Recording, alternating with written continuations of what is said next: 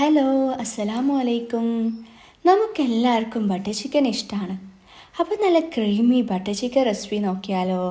ചിക്കനിലേക്ക് കുറച്ച് തൈര്, ഗാർലിക് പേസ്റ്റ്, നല്ല ജീരകം, മുളക് പൊടി, മഞ്ഞൾപ്പൊടി, ഗരം മസാല, ചിക്കൻ മസാല, ഉപ്പ് ചേർത്ത് നന്നായി മിക്സാക്കി കുഴച്ചെടുത്ത് റെസ്റ്റ് ചെയ്യാൻ വെക്കാം. ഇനി ഒരു പാത്രത്തിലേക്ക് ബട്ടർ ചേർത്ത് അതിലേക്ക് കട്ട് ചെയ്ത് വെച്ച സവാള ചേർത്ത് നന്നായി മിക്സ് ചെയ്ത് ലൈറ്റ് ബ്രൗൺ ആയാൽ കട്ട് ചെയ്ത തക്കാളി ചേർത്ത് മിക്സ്.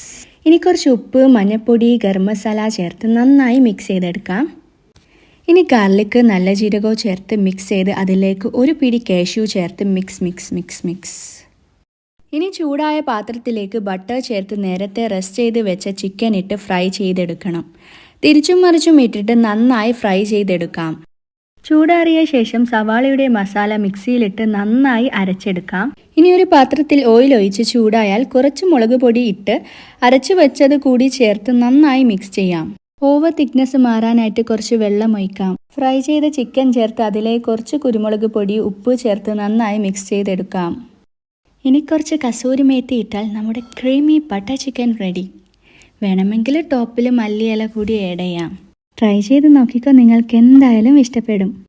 അപ്പോൾ ഈ വീഡിയോ ഇഷ്ടപ്പെട്ടാൽ ലൈക്ക് ചെയ്യാനും സബ്സ്ക്രൈബ് ചെയ്യാനും മറക്കല്ലേ.